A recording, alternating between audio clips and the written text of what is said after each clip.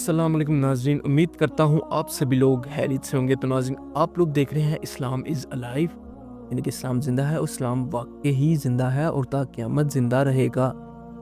ناظرین، آپ لوگ اسلام سے دل لگائیں جو کہ آپ لوگوں کی زندگی کو بدل کر رکھ دے گا۔ ناظرین، یہ نہیں کہ میں صرف آپ لوگوں کو اپنی ویڈیو کو کہہ رہا ہوں، میری ویڈیو سے دل لگائیں۔ آپ ویسے بھی قرآن پڑھیں، نماز پڑھیں، اللہ کو یاد کیا کریں، وہ ہر چیز سے باخبر ہے۔ بے شک اللہ ہمارا حامی و ناصر ہے۔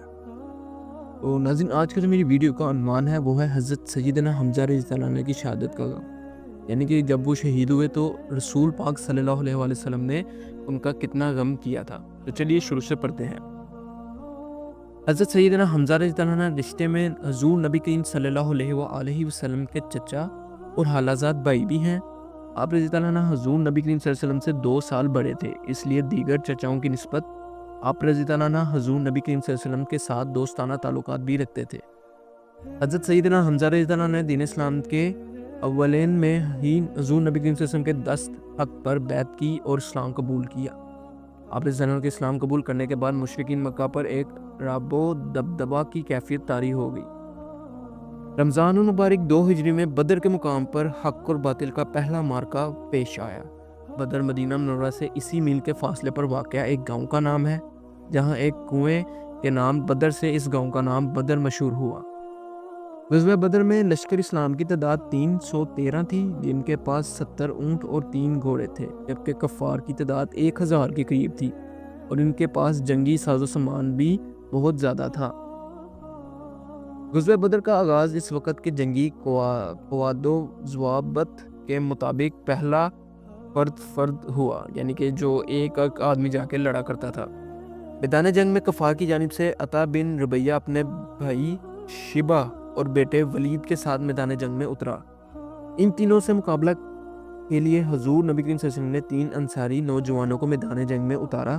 عتبہ نے جب انصاریوں کو دیکھا تو اس نے للکار کو حضور نبی کریم صلی اللہ علیہ وسلم سے کہا کہ آپ صلی اللہ علیہ وسلم ہمارے مقابلے میں ہمارے بھائیوں کو میدان جنگ میں بھیجیں، جس پر حضور نبی صلی اللہ علیہ وسلم نے فرمایا ان تینوں انصاری نوجوانوں کو واپس بلایا اور حضرت سیدنا حمزہ، سیدنا علی المرتضیٰ اور سیدنا عبیدہ بن حارث رضی اللہ عنہ کو میدان جنگ میں بھیجا۔ حضرت عبیدہ بن حارث اس وقت ضعیف تھے اور ان کی عمر اس وقت قریباً 80 برس تھی، لیکن آپ رضی اللہ عنہ جذبہ جہاد سے سرشار تھے۔ حضرت عبیدہ بن حارث کا مقابلہ عتبہ سے ہوا، حضرت سیدنا علی رضی اللہ عنہ کا مقابلہ ولید سے ہوا اور حضرت سیدنا حمزہ رضی اللہ عنہ کا مقابلہ شیبہ سے ہوا۔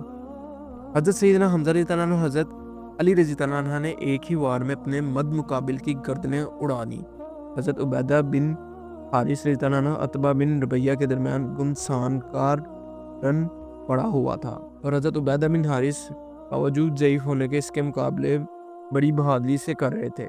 حضرت علی رضی اللہ عنہ نے جب یہ دیکھا کہ ان کا فیصلہ نہیں ہو رہا تو آپ رضی اللہ عنہ نے آگے بڑھ کر عتبہ کی گردن اڑا دی، جس کے بعد باقاعدہ جنگ شروع ہو گئی۔ حق و باطل کے درمیان دوسرا معرکہ احد کے مقام پر ہوا۔ احد ایک پہاڑ کا نام ہے جو مدینہ منورہ سے قریباً 3 میل کے فاصلے پر واقع ہے۔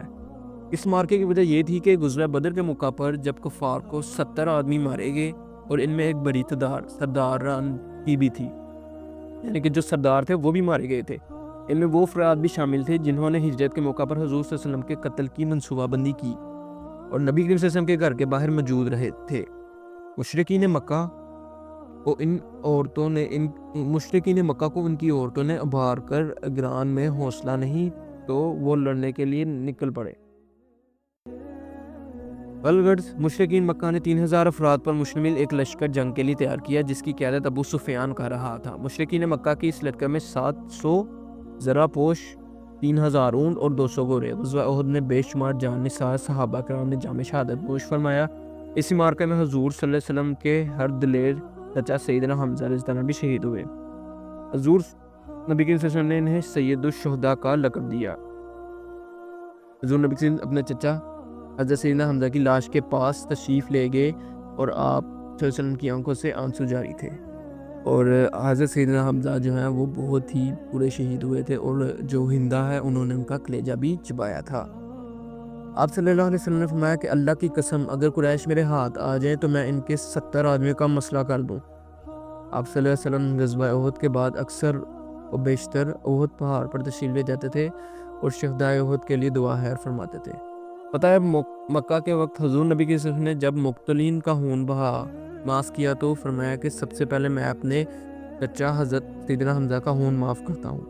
وحشی جس نے ہندہ بنت عتبہ کے کہنے پر حضرت سیدنا حمزہ رضی اللہ عنہ کو شہید کیا تھا وہ مسلمان ہو گیا تو آپ صلی اللہ علیہ وسلم نے اسے بھی معاف فرما دیا، فرمایا کہ تم میرے سامنے سے چلے جاؤ۔ ناظرین امید کرتا ہوں آپ لوگوں کو میری ویڈیو اچھی لگی ہوگی، چینل کو لائک شیئر اور سبسکرائب کرنا مت بھولیے گا۔ تو ملتے ہیں نیکسٹ ویڈیو میں، تب تک کے لیے اللہ حافظ۔